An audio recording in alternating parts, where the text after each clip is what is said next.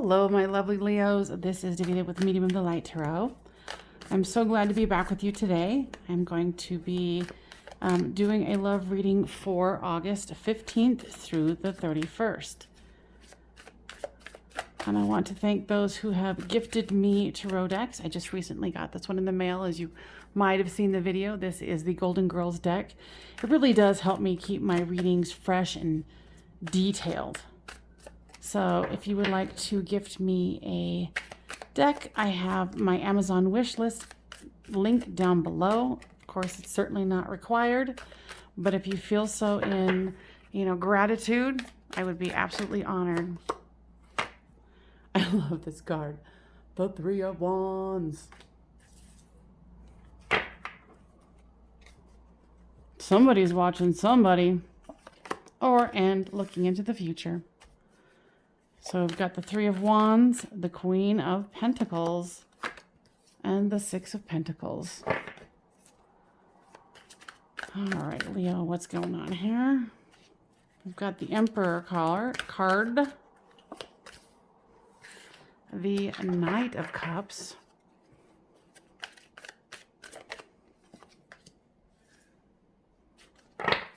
the Queen of Swords,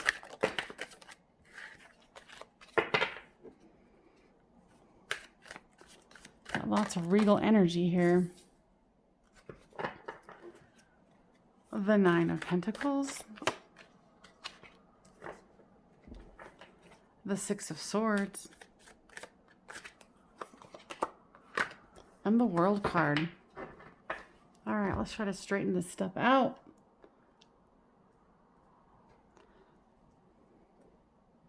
Maybe, maybe not. All right, that's the best I'm getting right now.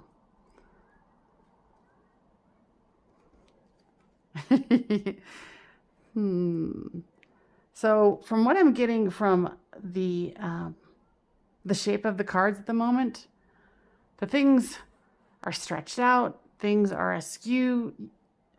You can't seem to get things straight. And so that's why you're looking. You're trying to study the situation and see what's happening. It's like, of course, that's why you're, participating and listening to this reading.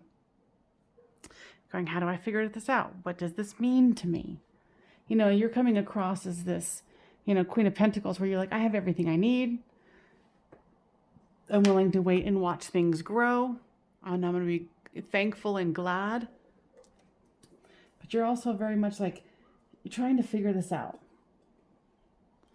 Your person, and of course, flip the storyline as it reads. They're coming across as this Emperor energy. And they have the Queen of Swords here too. So they've got a good balance of masculine and feminine. And with this Knight of Cups here, they do want to come and offer you something. But I don't feel like it's perplexing to you. It's not the speed that you want it to be. Or I guess I'm getting it where it's not even speed. It's more like the peculiar, I can't even say it, how peculiar it is that the way this is rolling out. You're like, is this person for real? They seem to be a little odd, or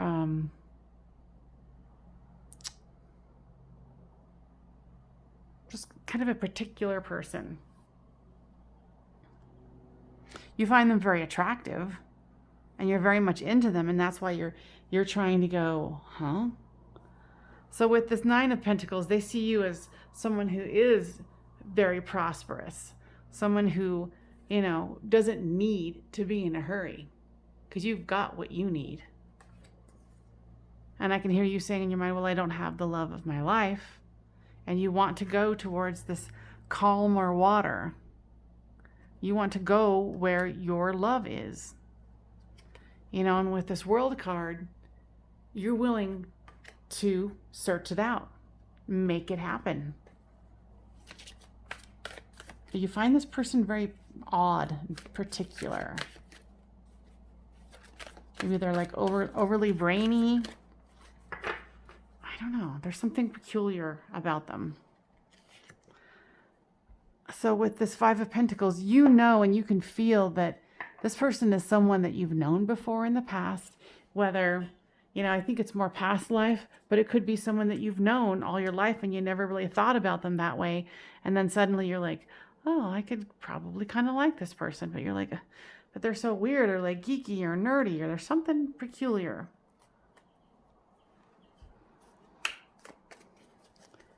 The Queen of Pentacles. What is that about? Yeah, you really are trying to look for the growth opportunities. Because you really don't need a relationship. But like I said, you know you want it. And with this Eight of Swords here, it's like you feel trapped in your mind. You feel trapped in... I feel like you feel like there's some kind of a cycle that you keep repeating. Find strained lovers, unrequited love, that they go cold with you. You know, you want this, the Ten of Cups, the happy relationship, the happy home, the happy life. And that's what they want. And I think that they're kind of viewing you as someone that's almost unattainable. Because they do see you as this, you know, beautiful, prosperous person. You know, with this Knight of Cups, they've also come in with the Knight of Wands. Like, they really do want to offer you something. They really, really do.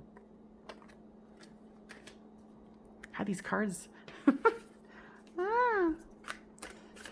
All right, Queen of Swords. And it's almost, they're also kind of wondering about you. Is this person trying to get away with something? Are they fooling me? Are they jacking me around? Or they're just playing with me?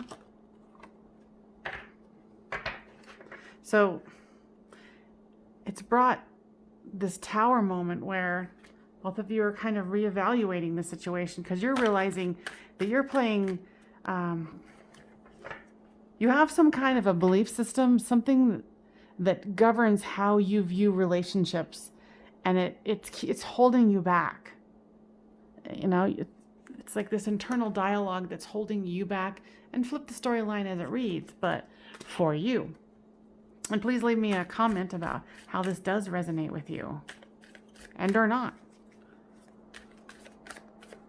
But it's like you need to break out of a pattern to really let this person fully in, because, you know, they are peculiar, they are kind of awkward, nerdy, whatever it is, you know, because I don't know, it's just there's something geeky or different. And I'm not saying that's a bad thing, it's just different. And they're scared that you're just gonna leave them because you're gonna be like, whoa, I was in some weird, you know, multiverse, and I realized, what the hell am I doing with you? So with the Six of Swords comes the Wheel of Fortune. So you both want to go into calmer waters, and you both want the wheel to go in your favor. And for some reason I had gotten, when I was putting this down, what is that show? It just went off the air with Sheldon, like the show about him and his friends. It's kind of like that, where he's this nerdy, brainy person. It doesn't have to necessarily, you could flip the storyline as it reads, but it's like this brainy science person or whatever it is, and you're like the beauty. So it's kind of like an odd couple, but somehow you fit. And here's the High Priestess. So you've got the Emperor here, you got the High Priestess. So there's definitely some power players here. You've got the Queen of Wands. You've definitely got it going on. You're just going to have to kind of weave through this, and they're going to have to let go of their fear, and you're going to have to see what your pattern is so you can break the pattern. Definitely feel there's a pattern here that needs to be broken within yourself. So for you to be able to come full swords ahead and going, yes, I want you. Because I think to a certain degree they're going to They're going to be very hesitant, like you're out of their league. Because you want them to offer this. As soon as you can let go of whatever thought process, dysfunctional core belief that you're not good enough, that you're not this, you're not that, you're lovable, whatever it is, deal with it. Because the sooner you deal with this and get yourself out of your own purgatory, you can receive this. Hands down. All right, what else we got here?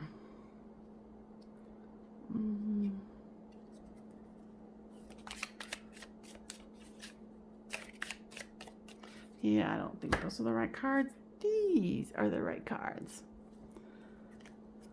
All right, give me more information.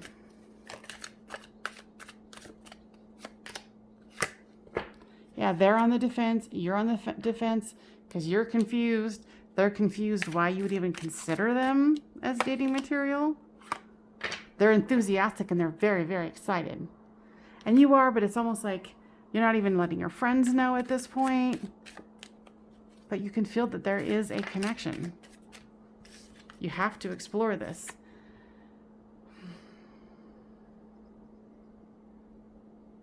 You're going to need to make the decision to go within and go a little deeper so you can take full advantage of this situation. And not in the way like advantage of trying to get away with something. It's more about, you know, being adaptable and being fully open to receive the gloriousness of this situation. And that's what I was told to say. And like I said, to be able to fully appreciate the situation, you're going to need to do some healing on here. On yourself, I mean. And don't let this scare you, and don't run from this, because this is a golden opportunity. Whatever it is, it's beautiful.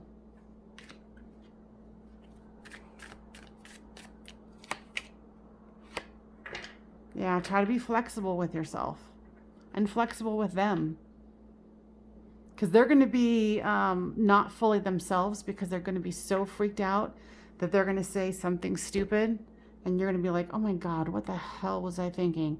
And walk away. And I think to a certain degree, you might be thinking the same thing. But if you're staying versatile and doing your healing, then you'll be able to go beyond that. Let's see. Let's get some information here about what else is happening here. Tell me the deeper meaning of this. What's going on? Yeah, solitude, going into the hermit mode, feeling your feelings on this. You know, they're worried about the deception. Are they faking this? Is this real? What else do we need to know here?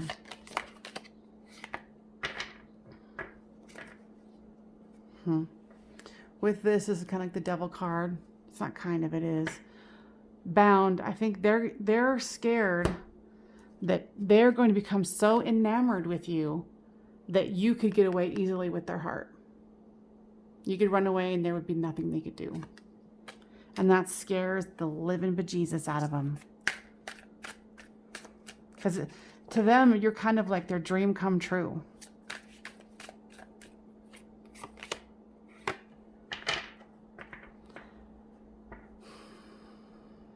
The answer is yes. I feel like you were asking the universe or your guides or your angels or whomever you speak to that is not in the non-physical, that are your guides, whatever. You ask them, is like, is this person for me? Is this real? And the answer is very much yes. So you need to do some inner child healing. And they do too. They do too. You know, and I think, you know how I said that you guys, at first, you guys have known each other for a while or something, and you never thought of them that way. And they just didn't really think of you that way because they thought, oh, they would never be into me. And when I saw this card, when I was putting it down, I felt like maybe you guys had been childhood friends, or you've known each other through high school. I mean, like through school.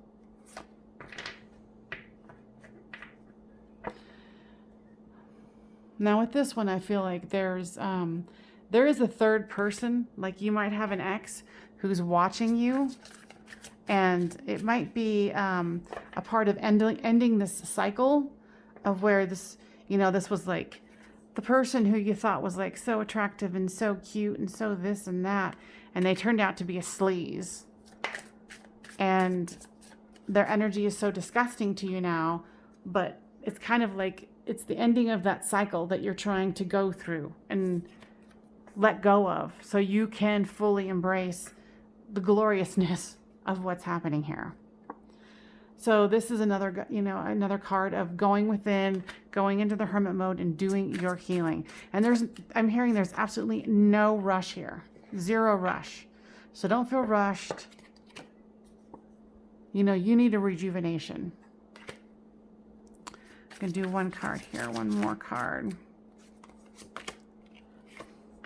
Yeah, this observer that I'm talking about was the karmic partner that brought you, what I'm hearing, to your knees. And that's kind of the cycle that you do not want to repeat. That karmic partner helped you see what you don't want to repeat. And this new person, the person that we're talking about here, this nerdy, geeky, whatever, please leave me a comment because I would love to hear it. How this resonates with you. They admire you like you're their little ballerina. Or their star, or their, I think you guys too are somehow connected with, like energetically, you guys are connected. You guys it's almost like telepathic communication that can happen between the two of you. It's a process of letting go of this karmic and thanking them for the lessons and saying, bon voyage, get that out. Yeah, you want a conclusion of that karmic partnership. And I think it's over, but it's just the residue that's left. And they might still be sniffing around, seeing if they can get some. Yeah, because your karmic, the observer, they're very much unawakened. And they've helped you to awaken. So a blessing in disguise. Do your healing, because this is going to be an adventure. Definitely. All right. So I hope this was helpful. Please leave me a like, share, and subscribe, Leo. And I will see you next time on Medium of the Light Tarot.